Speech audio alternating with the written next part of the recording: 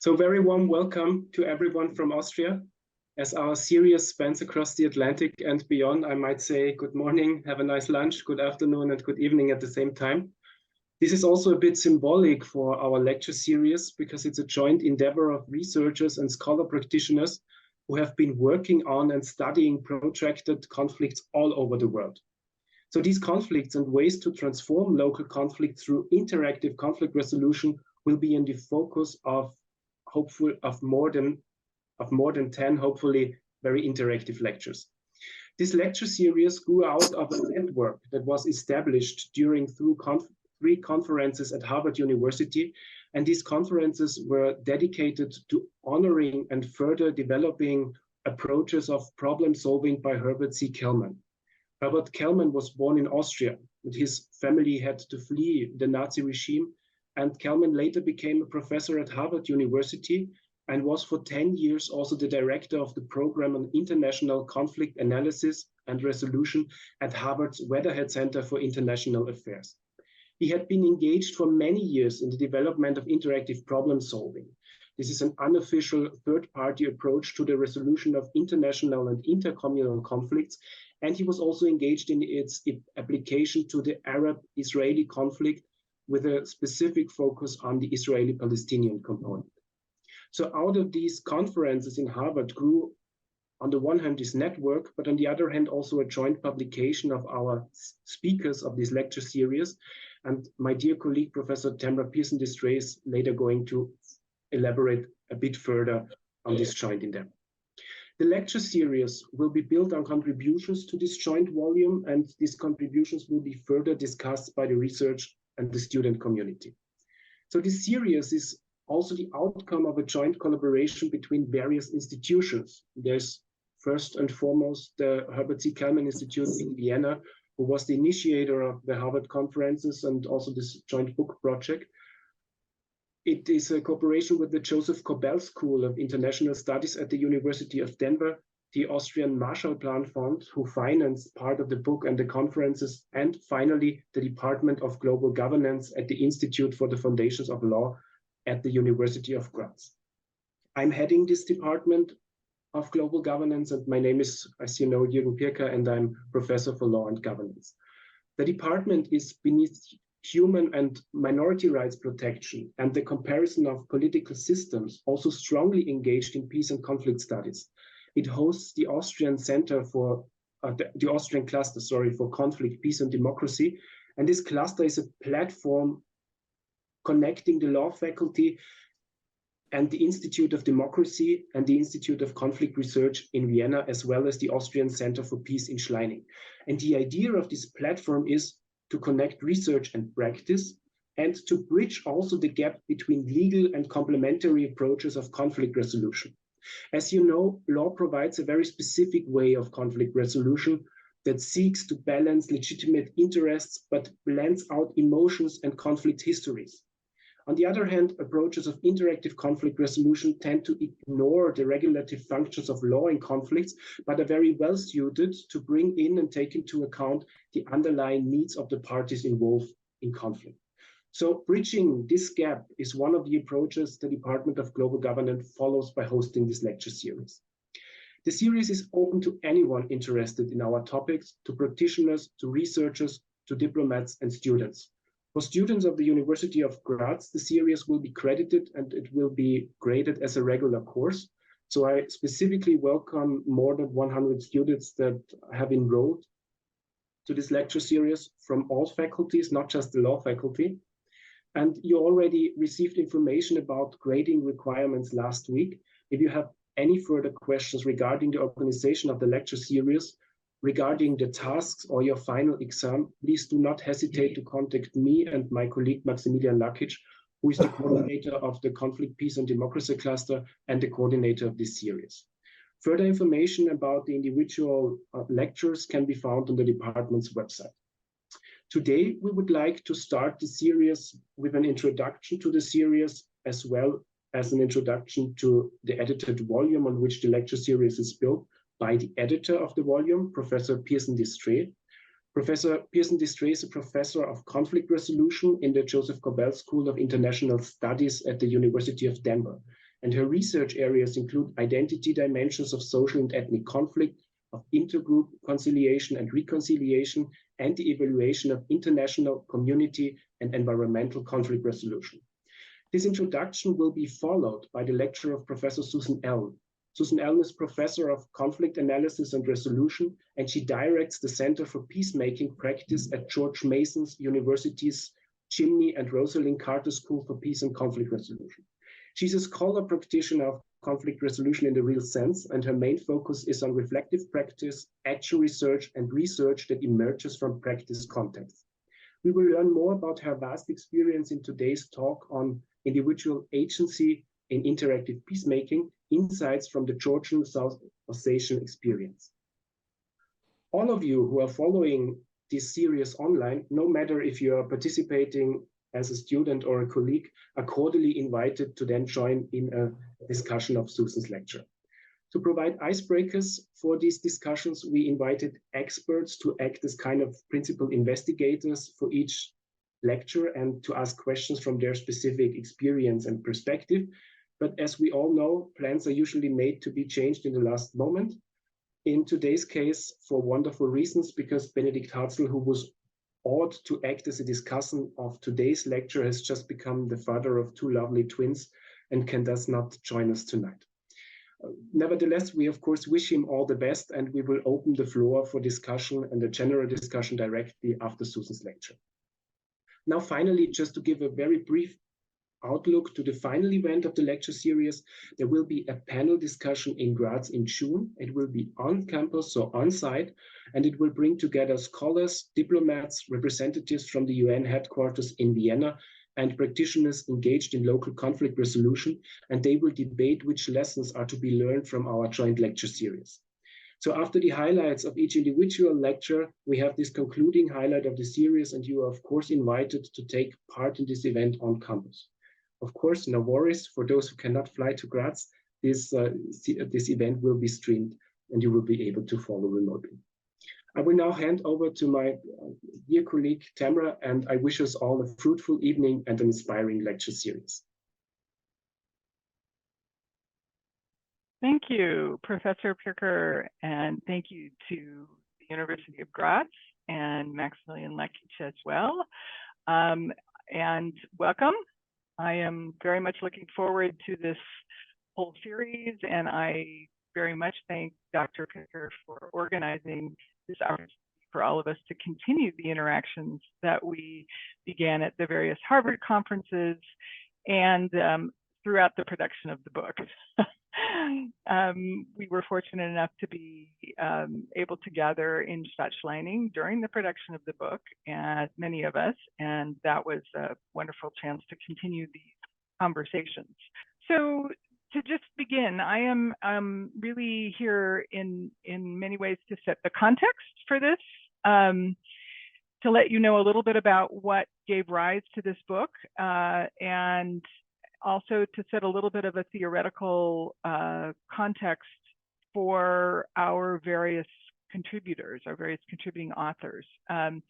So those of you that have seen the book know that it's called Shifting Protracted Conflict Systems Through Local Interactions. And you may be wondering, what does that mean? And so I'm going to give you a little bit of a taste of why that ended up being the focus and the title for the book, and for, in a sense, then the focus for this series.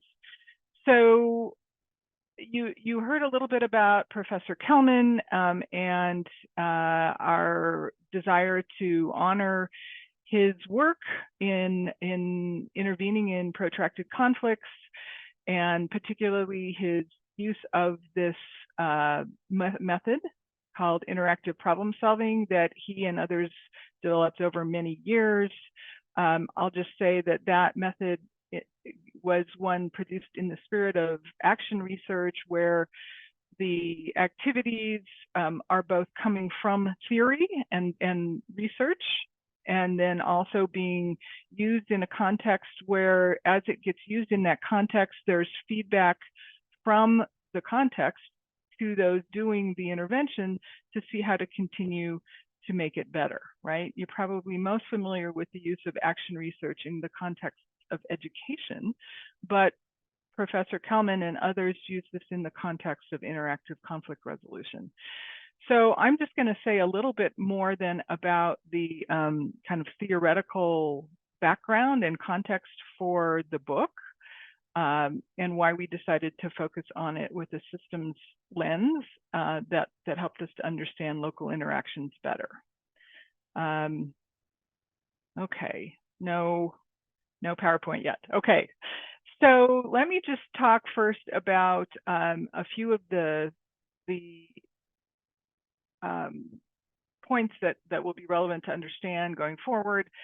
So this book, as we pulled this together, we are doing peace building work currently in the midst of a larger conversation in the field about what's called the local turn.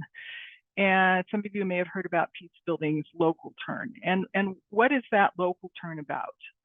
Peace building's local turn was in many ways a reaction to what was perceived as the weaknesses of the more, what was called the liberal peace building model that has been used by the UN and by other international governmental organizations and non-governmental organizations to take what is perceived of oftentimes as a more universal approach to peace building and take that to many different areas. So again, one of the critiques of that is that it's perceived as a universal one-size-fits-all approach to building peace. It tends to focus on the post-conflict phase. It tends to focus on the importance of state building, and it tends to neglect the role of local agents in creating peace.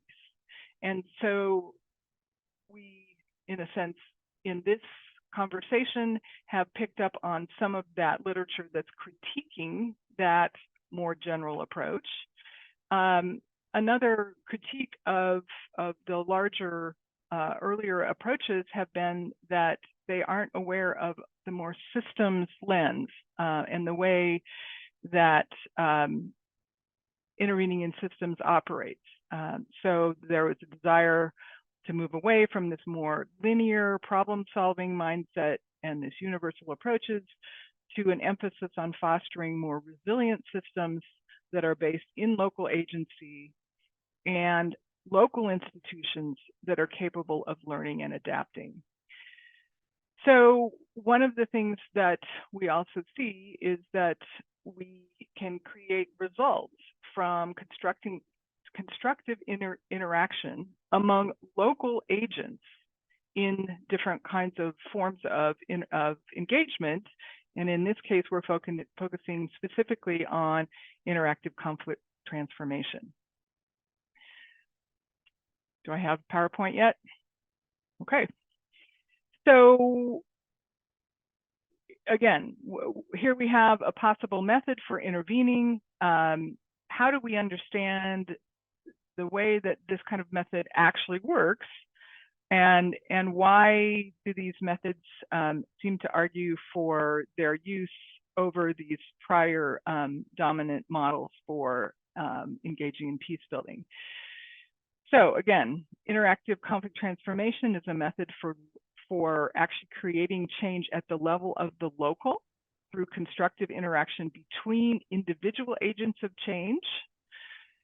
It's based on a presumption that in the same way that you have dynamics in a system perpetuate conflicts, that then interaction in those systems can possibly shift the dynamics of those systems. And so by creating these contexts where you can test misconceptions and incubate new insights and new ideas and new behaviors among political actors, particularly political actors with some sort of impact potential, that can then create a change in the dynamics that potentially can even shift things in the larger system. So looking at these kinds of catalytic roles that can be played by actors at different levels of communities and societies. So I again had hoped to be able to show you a couple of slides of precursor attempts to, here we go, yay. Okay, so we're actually at this point on slide 4. Okay, so that's what you've just seen, a bit of a summary. So the next couple of slides are ones that we're not going to take time to go through now unless people have questions, but I wanted to give you a sense of this understanding that has been evolving over several decades of an alternative frame for thinking about peace building from this more universal top-down, one-size-fits-all approach to saying that peace building is actually something that can be constructed at multiple levels among agents of change. This is a framework by John Paul Lederach that some of you may already be familiar with. And he was one of the authors that early on was making a case for how peace building could take place at multiple levels among actors. And you'll see even in that middle range leadership band, it says problem solving workshops. That's actually referring in this case to the interactive problem solving workshops that Kelman and others developed. Won't take a lot of time to go into the original model of interactive problem solving. You can read about it a little bit in the book. We can also return to it in a conversation as part of today, but I felt like it was probably important for us to at least nod to the original model that Kelman and others developed for working at the local level to develop system level change, right? So again, it's a form of a larger category of work that we call interactive conflict resolution, includes things like dialogues and other interactive forms of conflict resolution besides interactive problem solving. Here's one definition. It's off the record, face-to-face meetings between members of adversarial groups where a third party facilitates participants working through a structured agenda that asks participants to consider the concerns of all parties participating, the shapes of possible solutions, and the constraints faced by all parties participating to accepting the varying possible solutions. This is very much the original classic Kelman approach to doing these workshops, and again, primarily with Israelis and Palestinian participants. There was an emphasis on looking at the underlying basic human needs that were driving the conflict, and that which, as they continue to be neglected and ignored, would continue to fester even with official settlements. And these interactions are always confidential to allow for a different kind of exchange, a different kind of interaction in the room, where participants no longer feel like they have to speak for the record, and they may actually be able to go beyond the normal boundaries of what would be allowable talk in a more public engagement or a more official engagement. And in the original model, again, these were actually often done with influentials to maximize impact. In that triangle, that pyramid I just showed you, they were typically done with people in that middle band who had influence both up to the decision makers and down to the larger public. This is also used by members of that top level of elite decision makers, but done in a way, again, where it's more confidential. Susan Allen will probably say a little bit more about using that level as well. However, again, a recognition that if we're talking about changing systems, that interaction between actors at all levels is actually going to be important. And I won't go into this now, but we can come back to the goals if that's something of interest. So why use this particular method? And does taking a systems lens to this material allow us to understand why this level, this kind of interaction at these levels might actually matter in the larger system? Well, those of you that are familiar with systems theory know that it's important to see how interactions between individual agents themselves are not all that's involved, that you actually have the relationships and the networks and the interactions emerge from that, and that takes on a life of its own. The whole is greater than the sum of its parts, as it were. You also have interactions between levels, and they can provide both constraints from above, and individuals can create new constraints and new structures from below. You have change, you have feedback loops and stable states. Systems tend to want to stay at equilibrium, but it is actually also true that systems have more than one possible stable state. And so through feedback, it is possible for systems to shift to other stable states. There is this principle, or this phenomenon of nonlinearity, in the sense that small changes can actually lead to large changes, right? Small inputs can ultimately lead to larger outputs. It's not predictable in a linear way. And one final useful point is the work that looks at how perceptions and framing determine what you see, what options you might perceive are available, but changing the cues in the environment can allow you to literally see things differently and have new options available. And so if we use a systems lens to understand what's going on in these interactive problem solving, or what is often now called interactive conflict transformation workshops, we see how they give us some useful ways of thinking about what's going on. The first is, we see again that by having these interactions, you have a kind of process structure. Relationships themselves can be seen as structures through which dynamism and changes can take place. You also have this emphasis on local agency that needs to be fostered from below for resilience of the system, and for it to self-organize in the face of the changes that may happen in the environment and in its own evolution. And let's just say that maybe the final couple of points are the importance of that for a system to persist in a new direction, the change needs to come from within. We see that externally imposed change is often resisted as the system tries to go back to equilibrium or a prior stable state. This can be analogous to the external interventions that are often tried to be put into conflicted societies.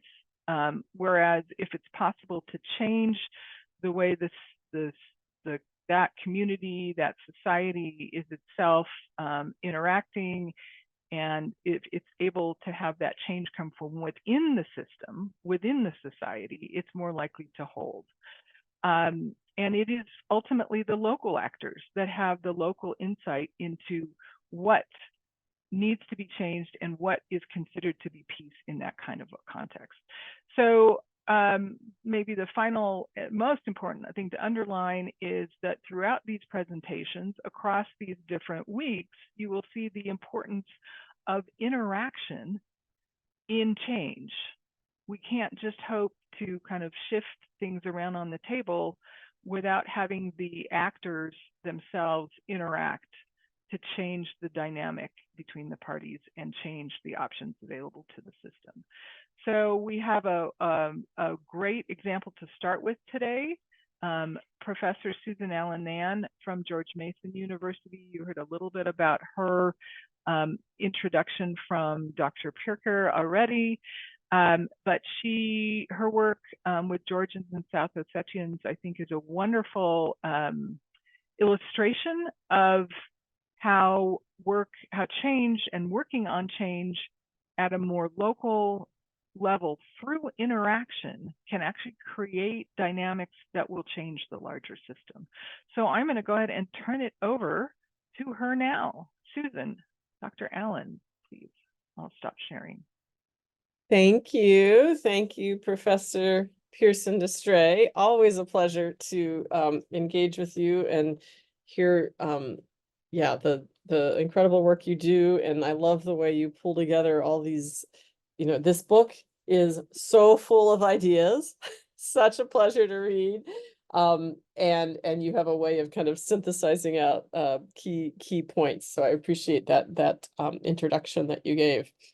I also want to thank you, Professor Pearson Destray, for being the editor of this book and pulling all of us together for some really great conversations and good exchange that has led to this product. And thank you to Professor Pirker and those at University of Graz who are convening this series, because I'm really excited to take the chapters further. So this is a great opportunity to keep the collaboration going and to go beyond the product of the book to the next steps.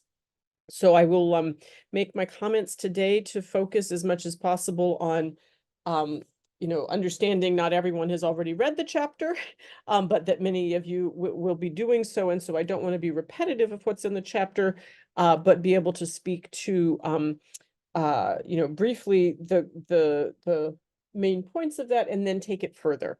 And I'm really grateful to the colleagues that I saw several days ago at the International Studies Association conference, where I was able to present this chapter and have conversation about it, because that has helped me kind of get my head around what are the next steps here, and what are some other ideas to bring out, and which parts of this are resonating most in the current world, because in a sense this writing happened last year, and here we are in 2004 with the book just out and ready to discuss it, and it's exciting to look at kind of taking it further. So thank you all. And let me then say that that I'm speaking here from George Mason University, where we have the Jimmy and Rosalind Carter School for Peace and Conflict Resolution, and grateful also for all the kind of institutions that are coming together to make this whole series possible. So with all those kind of introductory words, let me turn then to the chapter that I wrote is called Individual Agency in Interactive Peacemaking. And I specifically focus on insights from the Georgian-South Ossetian experience, because that's a place where I have since 2008 been deeply involved in a set of various interactive conflict transformation, interactive conflict resolution, interactive peacemaking efforts. And so I try to bring to the book in-depth experience in one context as a way of fleshing out some of these theoretical perspectives, and then also as a way of raising questions that lead towards other theoretical insights and areas for further examination. The two key things that I have focused on in this chapter resonate with what Professor Pearson Destray has already presented. One is that individual agency can make a difference in international conflicts, that individuals make choices which can have ramifications and can have system level impact. And then the second main point I make is that we can learn from our experience. So that's two simple ways of saying what goes on for many, many pages, but I will speak to those comments now. And some of the ideas that have occurred to me in the month since the writing of it, and in particularly over the last few days at the further conversations with colleagues from this group and others. So as we think about individual agency making a difference, one of the areas that I've written about is the working at the edges of possibility. And this is an area that I think is something worth further examining. When people in a conflict context, as Professor Pearson Destray noted, people who are living the context know it they know that context in a way that folks from outside that context do not. They're able to look at what's possible to do and what would provoke a backlash. What would be ways to communicate well with their societies or with their decision makers or with other stakeholders in their context, and what would be ways that would not be effective communication. And so an example that's in this chapter relates to a discussion with some Georgians and South Ossetians who were looking at what would be possible to support some confidence building between their communities. And one of the ideas that had long been discussed and seemed to be of interest on both sides was a simultaneous release of prisoners who had been taken in the immediate aftermath of the war of August 2008. And the idea being that being able to simultaneously release some of these prisoners would allow people to be home. And some of them might still be in prison, but on the other side where their family would be able to have access to visit them, etc. So thinking about the simultaneous release of prisoners, one of the kind of looking at what's the edge of possibility, one of the questions that came up for from the Georgian side was, well, in order for this certain group of prisoners to be released, the particular ones who'd been convicted in the court of a particular, what was labeled a terrorist act by Georgian legislation, in order for those ones to be released, there would need to be a pardon from the president of Georgia. That's the way the system works there once someone has that particular conviction. And so they said, look, this is politically just not possible for the president given the current realities. And so then the question turned to, well, what could change in the current realities? What could make it possible for the president to do this? What parts of the current realities are constraining? And that's where discussion turned to, well, if there were public support for pardoning these folks, then it would be possible. And so the group turned to what could make public support happen, and so it was kind of a series of looking at, what are the constraints and what could change that? And okay, well, what about that constraint? What could change that? And what about that constraint? What could change that? And in the end, a group of Ossetians and Georgians worked kind of in loose coordination with each other to look at introducing family members of the people who'd been affected by the crimes committed by this certain group of Ossetians that were held in the Georgian prison. There were three particular people who were incarcerated on the Georgian side. Introduce them to then also to families of the folks who were incarcerated, and to look at possible ways of sharing the message about the potential for a simultaneous prisoner release being something that could help families on all sides, and look at the prisoners that were the Georgian prisoners incarcerated on the Ossetian side, and to share this kind of information publicly so that the society could digest the ideas of confidence building in this format. And what emerged from that was that the families of whose family members had been victimized by this particular terrorist act were able to come out publicly and say, we would support a prisoner release of this sort. This would be good for our society too, and our family members who were killed in this incident would support the idea that future peace is built on this sort of gesture. And so having those family members supporting this then made it possible for the advisors of the president of Georgia to make some advice that, look, there is some social support because there's been some public discussion, some media got involved, bringing in journalists, etc. So this is one long, and then in the end, the folks were pardoned.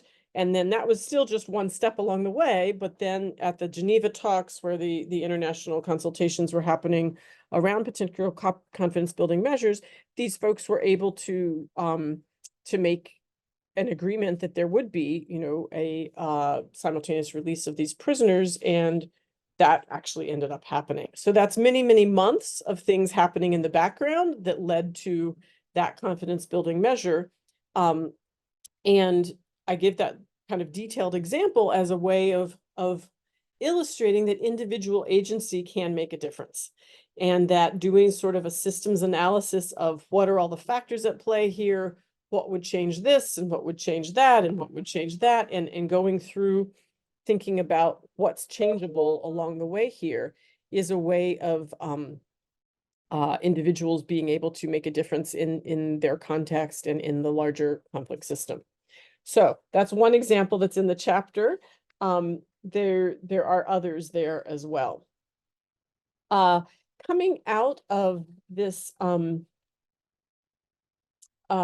discussion, I guess I want to emphasize also the learning from experience part. And as Professor Pearson Destray presented, Herbert Kellman's, Professor Kellman's work that we've all been building on, was very much rooted in being guided by the research and the theory, and learning from the experience, and then returning back to share insights with the research and the theory. One of the areas of that has been, action research, which Professor Pearson Destray spoke to. Another area is reflective practice. And here's a place where I see a lot of innovation in the recent years with peace practitioners of various sorts coming together to reflect on their experience and generate insights that can then inform the theoretical community. And one of the things I've seen is that from practitioners come key questions that guide what's needed in research. Practitioners can generate, here's a challenge we're facing. What does the research say about this? And that can be a key area to inspire researchers to work on very practically relevant questions. The other thing that can come from practice is naming things that are happening that may not be obvious from far away or from the academy. And an example there would be, I was taught about track 2 diplomacy and track 1 diplomacy, and the idea that track 1 is the official diplomatic work, and then Joe Montville used the term track 2 to illustrate the unofficial conflict resolution discussions. And so we have the track 1 diplomacy, the world of diplomats and officials, and track 2 diplomacy, the world of this interactive problem solving, interactive conflict resolution, etc. And as I went about engaging in some of this work in the real world, I noticed that we were having some events, and I was part of convening some events where we had officials from both sides in an unofficial format. And so we were, in some ways, there was track 1 people, but the process was track 2. And so this is not something that I had seen a name for. And so I tried to call it track 1.5 and this was back in my dissertation research. And that's an example of going into the practice world and seeing what has not been named or theorized or given, coined a term for particular things that are happening in the real world. One of the examples I have that's in a different book, which is also open access, I will not note, called Interactive Peacemaking, a people-centered approach. In that book, I give the example of talking with a diplomat who had some connection to the Georgian-Ossetian relationship, but working at a broader level. And so we happened to meet at a reception where I said, oh, well, I'm doing some work with Georgians and Ossetians. We're doing this, track 2 and actually track 1.5 sorts of engagements. And, there's some interesting confidence building measures coming out and some humanitarian discussions. And his response is, oh, well, it's impossible to work with Georgians and Ossetians. And I said, well, actually, this was just a few weeks ago that we did this. And, it might be surprising, but, we're able to have some constructive discussions around some potential, humanitarian issues and so forth. And the reaction again was, oh, but it's impossible to do this. And so to me, the learning from experience means bringing, the possibilities that do exist into awareness, because they're not visible from far away. They're not visible from sometimes from the academy, sometimes from the world of official diplomacy, etc. But on the ground, people are doing things to try to address conflict situations and to allow the practice to theory direction to happen, as well as the theory to practice direction, allow the practical experience to help us see what is happening. So that reflective practice piece. The other way I want to mention learning from experience is doing evaluations. And Professor Pearson Destray has done a lot of innovations in our field around how we do evaluations in this field in particular. And there is a lot of nuance to evaluations that take into account the long-term nature of the work we do, the differences between, an output and outcome and an impact over the long term in a conflict situation, and the looking at this through a systems lens, the nonlinearity and the multiple causal factors that all interact in a complexity framework. So evaluation can be very useful as well. And then I just in general want to mention engaged scholarship. Here I am sitting at a university where I feel very grateful to be at a university where engaged scholarship is embraced. And the idea that, we used to have a phrase here at George Mason, I think the branding people have changed it a bit, but the phrase was that we were a university for the world, that we were doing things for the world, that part of the knowledge creation and the research is for practical impact. And so that kind of engaged scholarship approach, I think, is useful for this field in particular. Okay, so, and I don't want to go on too long because I see we just have just over an hour left, but I do have a few more points I wanted to bring out that kind of take the chapter further, and both kind of based on discussions I've been having since the writing of the chapter. One of the things I would say is that taking a both and approach is useful here. And what I mean by that is both. Yes, of course, the state and the official diplomacy and the, structures of society that are institutions, and, what happens at the UN and what happens at, in this case, what happens at the Geneva talks, what happens between the elites that are officially representing various parties to the conflict. Yes, that matters.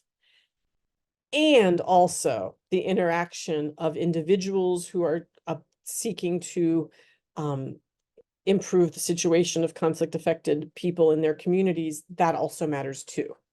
And that if we were to look with just one set of lenses and focus only on one of those sets of activities, we would be missing some of the possibility in an interactive sense for improving the state of people in the conflict-affected areas and building longer lasting peace.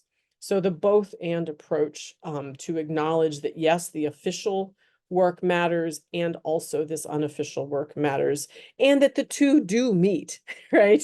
That they are not entirely separate. There are many discussions of transfer between the two. Certainly we're aware that when there are certain official constraints, that changes what people can do in unofficial dialogues. And when there are certain, things happening in unofficial dialogues that can influence the official discussions as well. We saw that example there of the simultaneous prisoner release being something that was an area of transfer. And that happened both with, direct discussions with the official mediators in that context. It also happened with direct discussions with official negotiators from multiple sides in that context. And it happened with the individuals, the journalists, the people who were able to talk with the families affected and get them into the media and get them speaking about their own desires for confidence building measures, that all interacted together to make that shift. So I call that a both and approach that we need to, and I probably should add, both and, because it is a complex system of lots of different interactions, but we'll call it both and for short. The other thing I want to bring out is that coming just from conversation in the last few days, I've seen, in our field, we have a lot of models that we put in our books and that are on paper, and they don't move. I have a young son who's doing all sorts of interactive like diagrams and moving models on computer animation stuff. And I just am bringing to my thinking for our field, let's look at some moving models. You know, I appreciate Tamra reminded me that in the preface here, we have from John Paul Lederach an idea that we should hold our models lightly. And I want to add to that, let's also allow our models to move, because we know that in the real world, things are moving and shifting over time. Let's look at kind of, if we look at kind of the edge of possibility idea again, let's look at how do our models shift. You know, if we were to get away from the something on paper that doesn't move to sharing with each other models that are movable and that have, you know, aspects that shift, what would that look like and how would that change the way we think? So that's a question I'm left with from conversations over the last few days. The other thing that seemed really clear to me in conversations over the last few days, and is part of this chapter too, is that there is conflict to conflict transfer. We talk about transfer from interactive problem solving workshops to, you know, the world of official diplomacy and the, you know, different confidence building measures and ceasefire agreements and political settlements eventually, et cetera. There's also conflict to conflict transfer. And the folks who are involved in one set of discussions talk with people in another set of discussions in another part of the world, and there's transfer there too. And so to make our models acknowledge also what's happening in one conflict will have ramifications in other places as well. And so that's one of the things we talk about fractals and this idea of pattern recognition. And I think when we've seen success in some conflict areas, that generates the question, what's possible in this other area? And the cross-fertilization between folks who are working on building successful, lasting ceasefires and peace building and political settlements eventually, learning from each other and finding what works in one context and using that as a question to raise what's possible in other places. And that brings us back to this idea of working at the edge of possibility. I think of like in some conflict contexts, we have kind of a balloon of these are the things that it's safe to talk about. And if we can just gradually expand that, kind of blowing into the balloon gradually and expand the space for engagement, that can have great impact on people on the ground who need, you know, they need an ambulance to be able to cross the ceasefire line. They need for families to be able to know about loved ones who are missing and to be able to, you know, bury their body. And there are these humanitarian issues that if you can expand the space, you can address those more effectively. One of the things we've talked about in the Georgian-Ossetian conversations that I've been involved in is not expanding so much that the balloon would pop and there'd be a big backsplash and a collapse and like the space to talk would just be, you know, a crumpled up balloon with like very little space at all. So this idea of expanding the space in a way that's manageable for the society involved, that does not provoke a backlash. And on the other hand, also looking at what are ways to change the framework, like the people who were working on the idea of the prisoner release, they looked at, you know, what's the space available now and saw, well, it just is impossible unless something shifts, but they came in and they introduced new structures that were able to shift the space available. Then finally, I want to speak to, and this is, no, 2 more points. Finally, I want to speak to the idea of learning from our practical experience and look at, is there a shift toward, you know, we've talked about the local turn, and that was in Professor Pearson Destray's slides that she presented. Is there also a practice turn that's happening?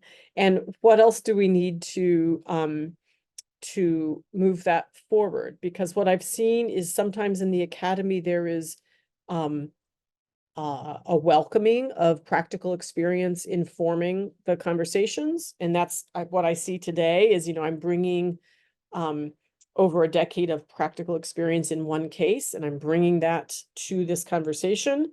And often that can be welcomed.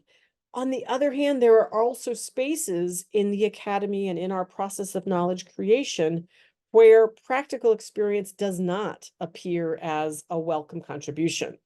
And so to look at where's the space for working, and how can we work at the edge of possibility there, to look at expanding the contributions that practical experience can make to our understanding, so that we don't end up with talking past each other about, for example, is it possible to work with Georgians and Ossetians? Yes, I just was doing it a few weeks ago, and someone saying, well, it's impossible to do it.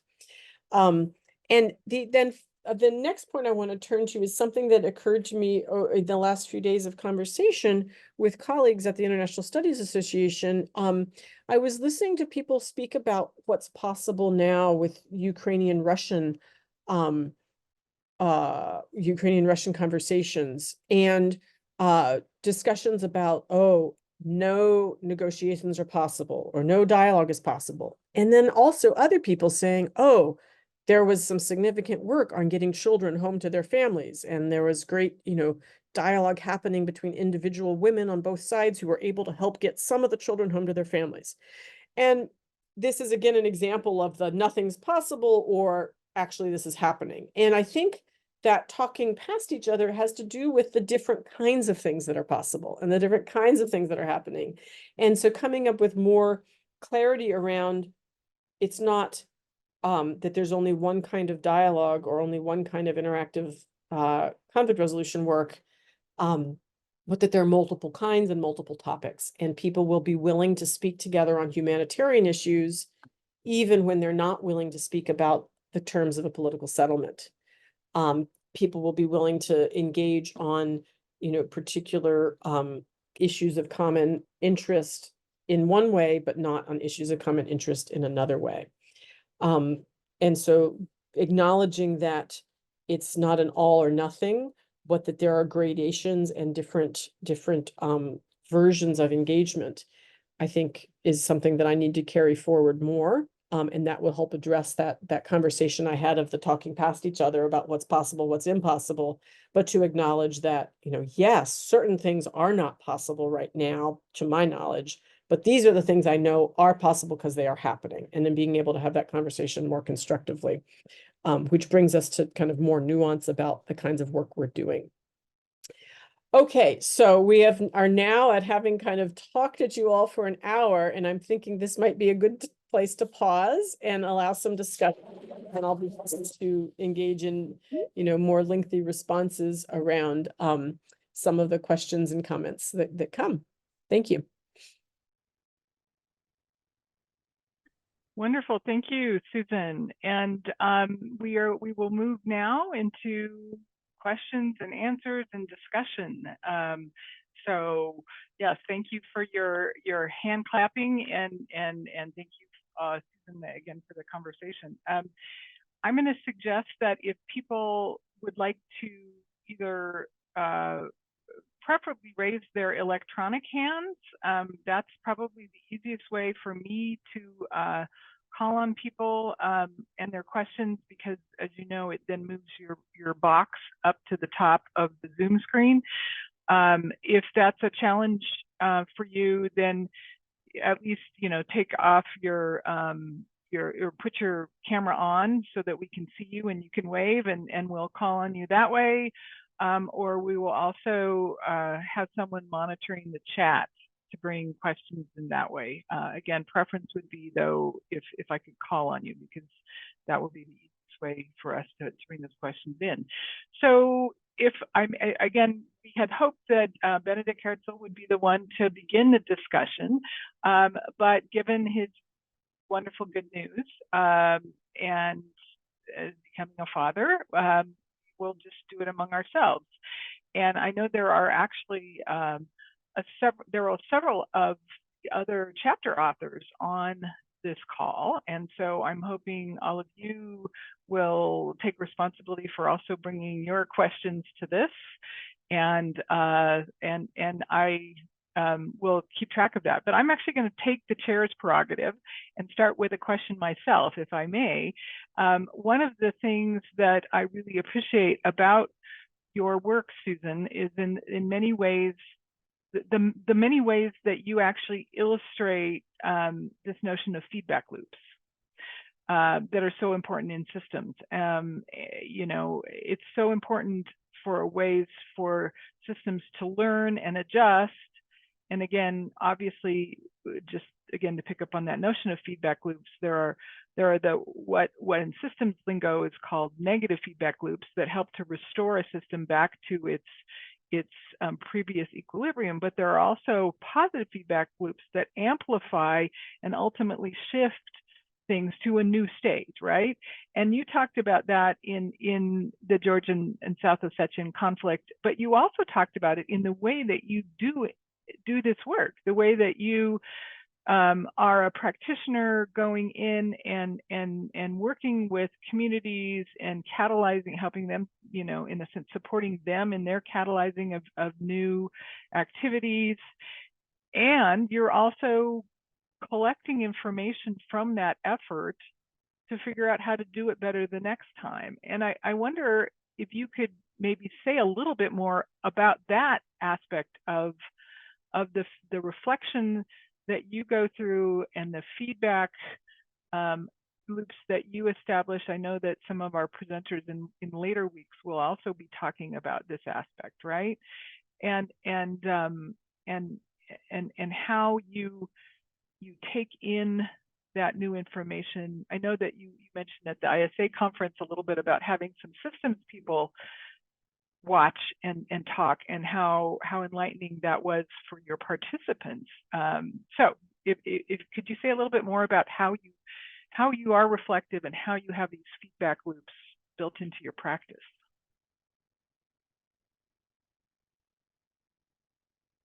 You're muted, by the way, Susan. That is something I should learn, to unmute when I'm ready to talk. Thank you for that question, Tamra. And so as I hear that, you know, looking at feedback loops in kind of three ways, one being how do feedback loops work in this particular conflict context, the Georgian-South Ossetian conflict dynamics? How do feedback loops work with peace builders? And they're learning from their own experience and developing the work they do. And then thirdly, how do the feedback loops work in building our field's knowledge?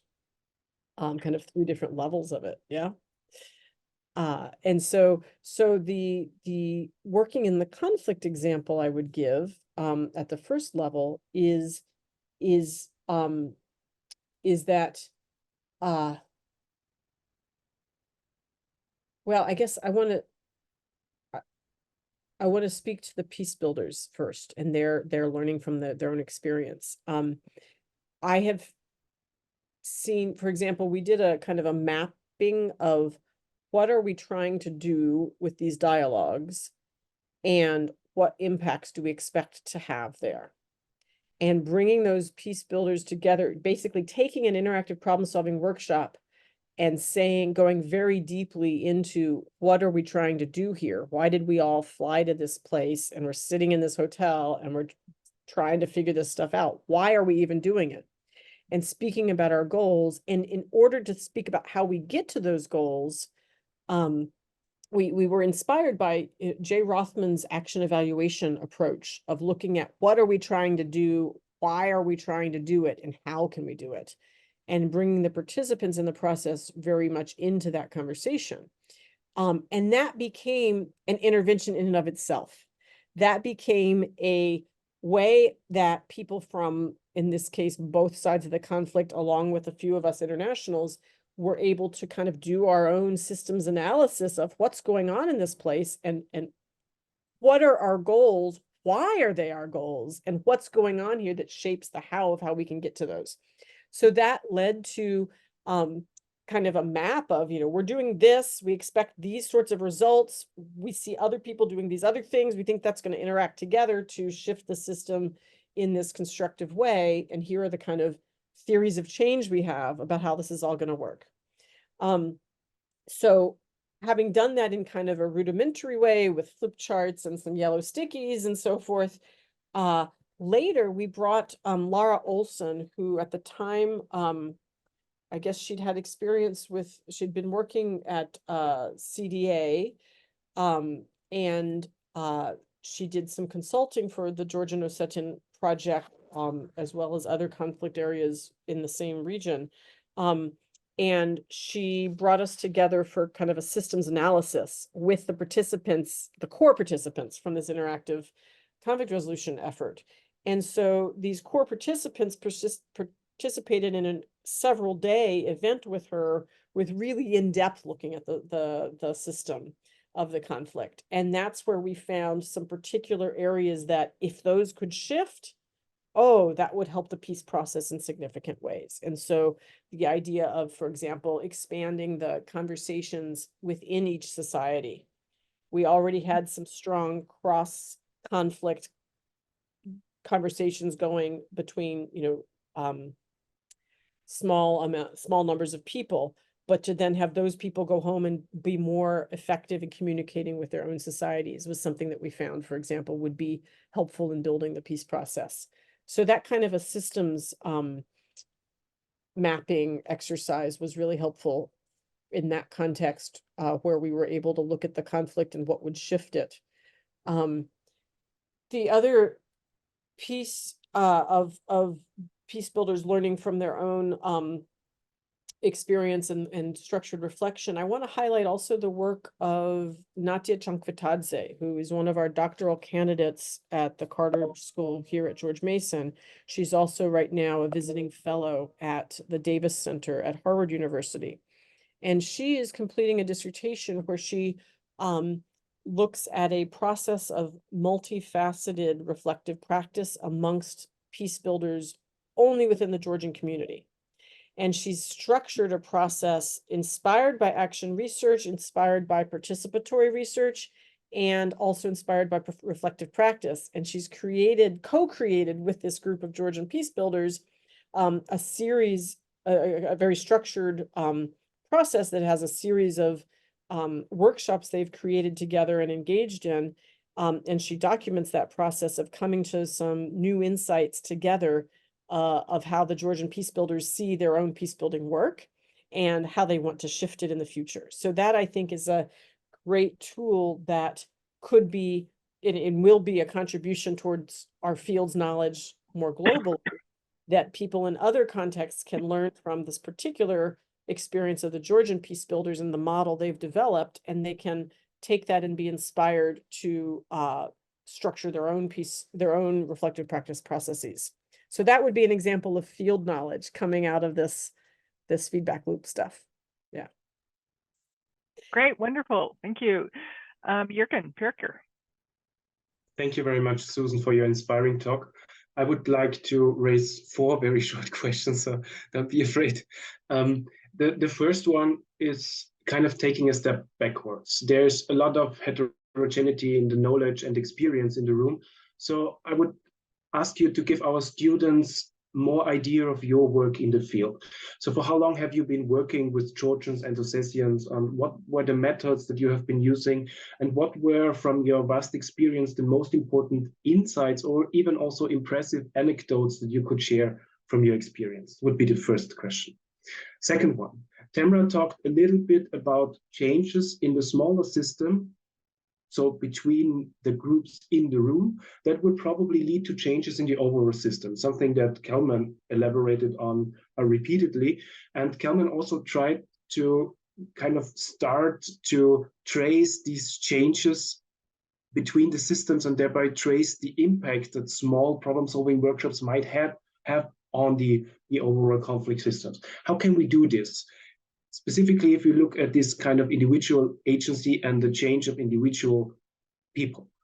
I worked in conflicts where representatives of ethnic groups were involved, and what I could do is trace their public statements that they made after the workshops. And you see by kind of looking at comparing these statements over years that they change their narratives. Still, I can't say if this is because of the workshops, but this is one way that also Kelman already suggested. Then my third question would be, did you also experience the so-called re-entry problem that Kelman identified? And this re-entry problem is the issue that if parties are involved in talks, in problem-solving workshops, they get closer to each other. They might develop new alliances across their group borders, and then they have to face the issue of re-entering their own community again. And they maybe then face opposition and resistance because they did the talks, they went into discussions with people from the other side, and this sometimes leads to the effect that they tend to lean even more towards the new partners and their new alliances. So two conflict parties probably finding common ground, going back to their own groups, and now starting to work together even more closely because of the internal resistance they face within their own constituency. Have you experienced something like that? In the last questions, of course, you look on individual agency, but people are always embedded in structures, in institutions, in groups. Their behavior is depending on the environment, their roles change in different situations. So how do we take this into account if we evaluate these individual changes? Thank you. Thank you, Professor Pirker. Many good questions there. Let me start with the last one about individual agency and structure, institutions, groups that shape. And there I want to go to the both and approach.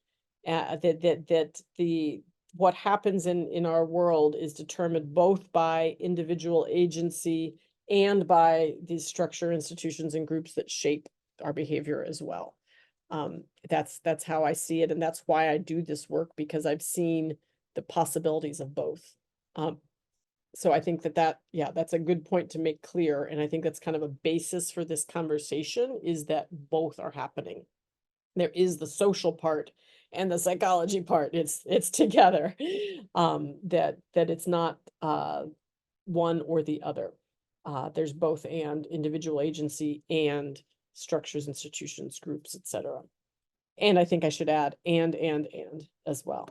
So to go back to the other questions, stepping backwards, I could talk for hours about the history of my work, because I have been engaged in this region for almost 3 decades, literally almost 3 decades, because I got involved when I was in graduate school in the South Caucasus region. I had come to doing this, I had come to learn Russian as part of being a teenager who wanted to bridge across the Cold War divide. And I thought, you can't do that unless you can talk with these folks in what was then the Soviet Union. I thought, well, let me learn to talk to them.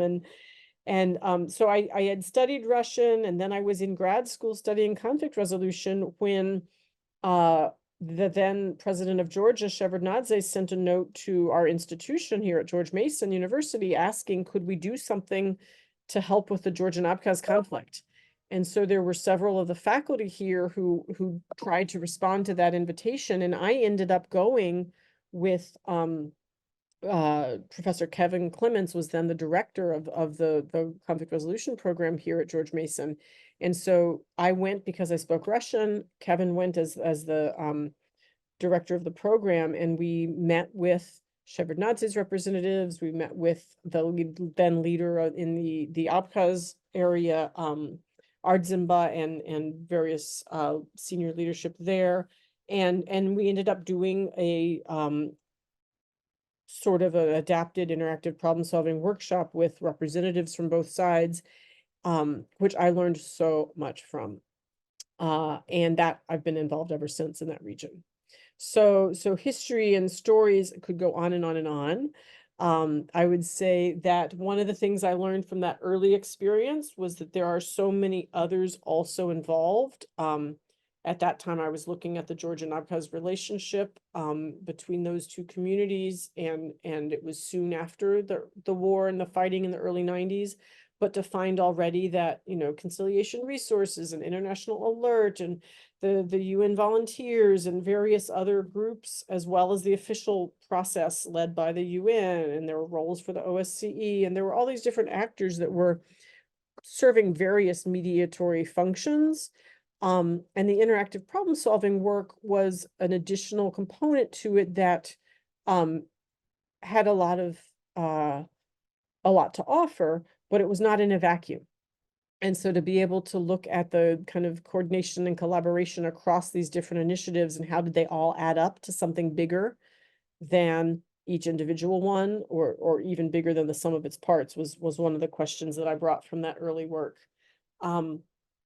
In terms of anecdotes, I'm wondering what would be useful to share here. There's so many anecdotes. Maybe I tell an anecdote about an individual change that leads to a group change. And that would be that we had one of our workshops was at a time when there had been 6 months or so of the meetings that would happen monthly on the ceasefire line. There was a tent that would be set up and a place for parties from both sides to come deal with some urgent issues once a month on the ceasefire line. That was called the Incident Prevention Response Mechanism. And that IPRM was something that had been useful to deal with tensions that would develop along the ceasefire line. We had one of our workshops in the context where the IPRM had not met for about 6 months. And in the course of that, the individuals who were at the workshop came to some changed ideas about how important is it to have either the IPRM or some other way to deal with one of the problems that could happen in that region of the world is that apparently something people do is at their birthday, they shoot a gun in the air to celebrate. And so the question of, what if somebody is celebrating something, or they set off firecrackers, or they, whatever, could start the war again by accident, right close to the ceasefire line. And so how to create some sort of mechanism to de-escalate some sort of unintentional something that could spark the whole out war, but to create a mechanism where people would be ready to talk about things quickly, was a question that was really, a serious part of that whole workshop. In the course of the workshop, the group together created this analysis of what's needed, and something was needed to serve that function of preventing an unintentional escalation of the war. And so at the end of the workshop, the individuals there took on an individual responsibility and said, we're going to go home and we're going to talk about the need for this kind of thing to happen. And 3 weeks later, the Incident Prevention Response Mechanism met again. Now, to link to your question about, how do we see this? These things happened in a kind of confidential setting. We've had an understanding that we don't talk about what people have done in these workshops until after they've passed away. Unfortunately, over 30 years, some people have passed away. But yeah, the individual who made that decision shared with me that workshop prompted them to go home, speak to their leadership, and convince them to implement the decision that they would restart the IPRM. So the IPRM restarted within a couple weeks. And so in my mind, it's not the only factor, right? It couldn't have happened if there weren't also other conditions ready for it to restart. I expect the other side was also willing and ready because of that workshop to be listening to a message of we want to restart.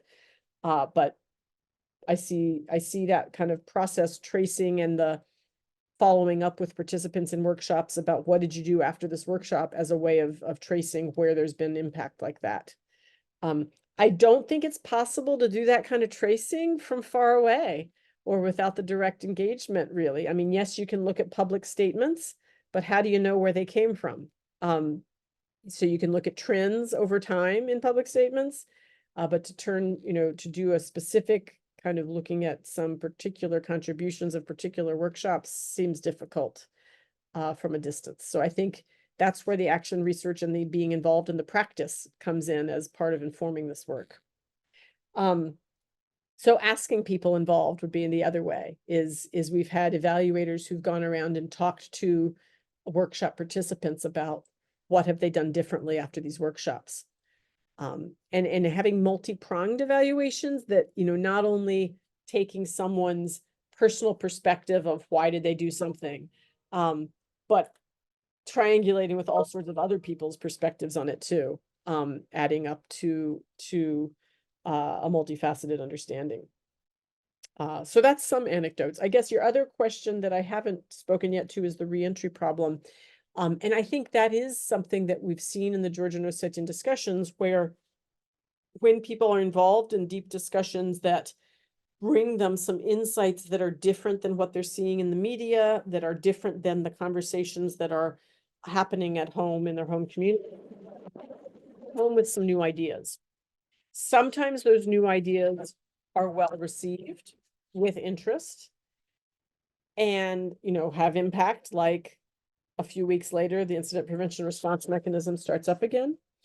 Other times, those new ideas are seen with suspicion and people are ostracized for, why did you talk to the enemy? Why did you talk to the other? And that definitely has happened in both ways in the case of the Georgian Ossetian discussions. One of the reasons that our systems analysis led to a sense we need to do more work on each side in each community, that members of each community want to talk with their neighbors and their colleagues more, was because of the reentry coming home, what a disconnect there was in the different understandings. And so that work that we call intra-party work is something that the participants have highlighted as something they want to do. And that, for example, is what I mentioned, Nadia Chankvitadze's work with Georgian peace builders. She's taking that forward in a very systematic way, with building the intra-party work as a form of reflective practice. Yeah. So thank you. Thanks for those questions. I see there are lots of other hands. Yes, we have some other good questions coming up, I'm sure. So I'll just maybe mention a couple of quick things spurred on by the questions and your responses, Susan. One, on the aspect of reentry, we were talking in this conversation about sometimes the pressure for those that are participating in the conversations to themselves become more, if you will, insular and isolate themselves from their larger communities, right? I think in many ways, more often the dynamic is the opposite. It's when people go back, when they re-enter their societies, the pressure is to go back to their prior attitudes. And we actually have that dynamic throughout all forms of, in a sense, educational interventions. And so that's always a struggle. So figuring out how to preserve some sort of alternative, if you will, networks that allow for those changes to take hold rather than to be pulled back, right? So you have these dynamics of systems operating at multiple levels, right? And so, okay, so now we have some additional questions that I'm sure in some ways have been stirred up by even the last responses. So let me ask Werner Wintersteiner next, and then Shania, and then Embreen. Thank you. Thank you, Susan, for your inspiring lecture. And don't be afraid, I have only one question. Since my main field is peace education, I was very much interested in your point about learning by experience, because I think this is absolutely non-trivial, such a statement. It's important because experience is not what is teaching you. Only if you reflect your experience, then you can learn from it. And I guess even that this is at least my experience and experience of many peace educators, that you're learning most by mistakes. So we, under the conditions that you accept that you make mistakes and that you accept to study deeply your mistakes in order to change it, which is not easily psychologically, I think. So we have a saying, the mistake is your friend. And my question is simply, is this also your experience that this is a very important trigger for learning the mistakes? And can you elaborate on this with your wonderful anecdotes, for instance? Thank you. Thank you. Lovely question. And the mistake is my friend. The mistake is my friend as long as it does no harm on others. And that's the kind of ethical guidance I try to follow, is that yes, there will always be mistakes. I am making mistakes with, hopefully smaller items, right? That don't do long-term harm, that impacts the conflict in a bad way. I don't want to be part of restarting a war. I don't want to be part of one individual being thrown into jail after a workshop. These things can happen, and I don't want to be part of that kind of a large-scale mistake. But then I also feel like working at that edge of possibility, sometimes one can cross just a bit too far. And there can be, you go for a conversation, you raise a big question, and people say, we're not ready to talk about that yet. And that kind of a mistake does happen, and is a friend in terms of learning. I mentioned the early workshop from when I first got involved in the Georgian-Abkhaz context in 1996. That early workshop was in some ways a mistake. I learned so much from it. That first experience, I learned the importance of the local guidance on what's possible, listening to the local perspectives on everything from agenda setting to ways of structuring the conversation, the cultural nuances involved, the multiple different actors who were all doing different sorts of interventions there, and how to create some coordination and collaboration amongst them so that there'd be some synchronicity and some complementarity across the different efforts. All of those questions arose because the first workshop that I was involved in was not as impactful as anyone would have liked. Yeah. Though I also would say that I really learned from that workshop the import of having the meals together as a way of informal interaction. I saw there were some complications at the workshop that meant that some significant conversations happened in the meal times. And that made me realize the meal times matter. Like, having time for conversation and breaking bread together matters, and lets people speak in small groups, lets people float ideas in a very informal way. So that's a bit of learning from that mistake was a friend. Yeah. Yeah. So mistakes that are not life-threatening are friends. Yeah. Great, thank you. So Can I add one more thing to that? yeah. One of the ways that mistakes can be a friend is through regular reflection. And so what I have found really helpful is the daily, either it's at night or in the evening, or it's at morning over breakfast, or sometimes both, but the daily reflection during a workshop, daily reflection with a core group on how are we doing, what's emerging, what's important here, how can we fine tune our approach, so that, I've seen examples where, a mistake that became a friend was a person arrived at a workshop and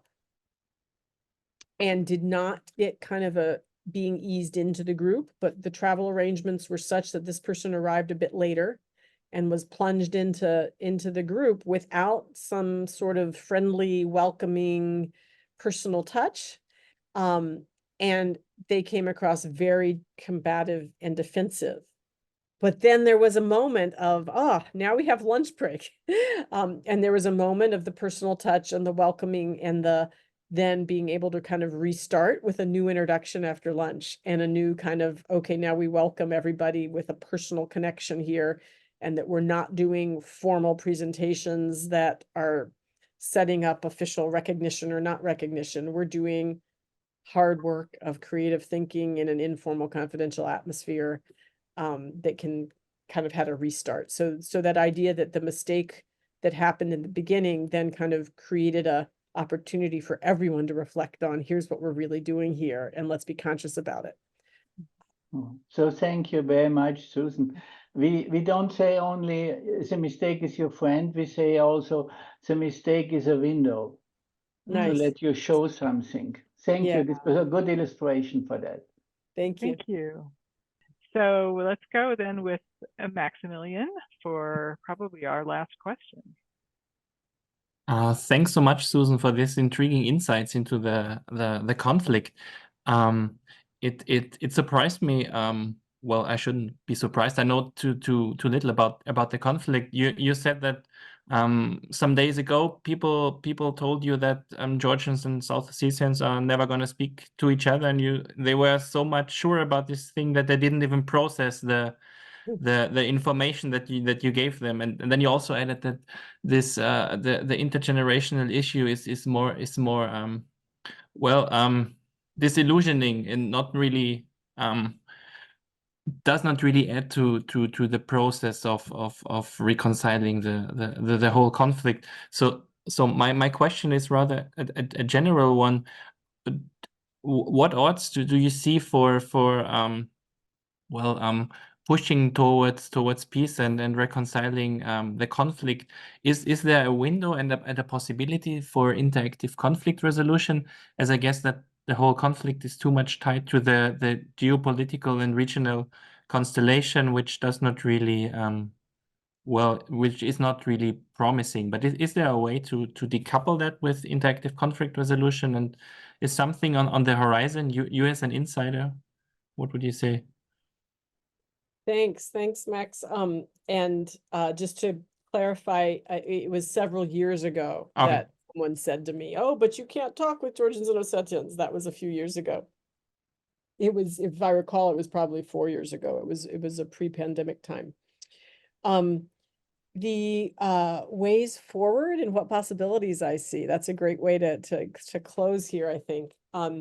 I don't see quick solutions coming out of the interactive conflict resolution approach in the current context, because I think it's a both and kind of approach. There's both what we're doing in interactive conflict resolution, where constructive working relationships have been built, specific ways of changing the overall conflict system have been generated and implemented, and shifts in the conflict system have allowed more space for movement in different ways. So both that is true, and it's also true that there's a huge geopolitical set of relationships surrounding and infusing that conflict system, and there's the Western and the Russian perspectives that shape the conversations there. Both are true, and I think that the way the folks, those of us who are working in these long-term conversations are thinking of our work, is that it is long-term work that will really pay off when the geopolitical structures shift such that more possibility for movement happens in the local conflict context.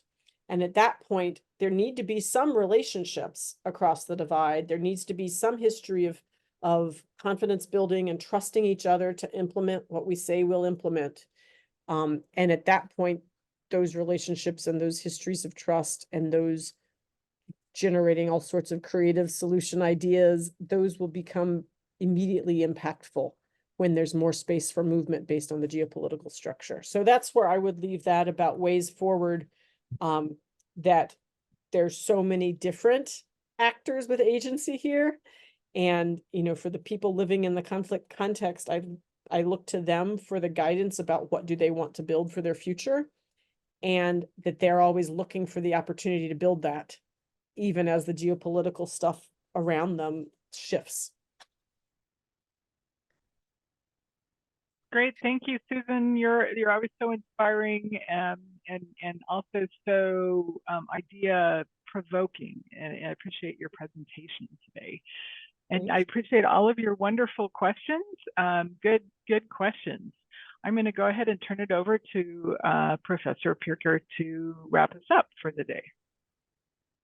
Thank you very much, Susan, for your inspiring talks. Thank you, Tamra, for your introduction and for your comments. we learned very much about this kind of individual agency and interactive peacemaking. And I think we went through different dimensions and levels, from the individual to the community, the overall system, institutions, up to the political system. And we learned how these systems also interact and how small changes might trigger systems in the larger overall conflict dynamics.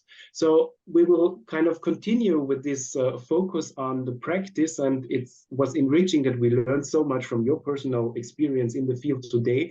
And we will continue in this way next week, when we talk about engaging in the phase of non-negotiability, from resolution to transformation. A colleague named Otto Salzberg, working for the Herbert Kellman Institute, will give a lecture about his experiences dealing with extreme positions in the Israel-Palestine conflict. So this will be a very actual and current conflict as well, that we will try to look a bit closer on. And at the same time, in next session, Professor Oliver Ramsbottom from United Kingdom will present his ideas on how to deal with extreme positions.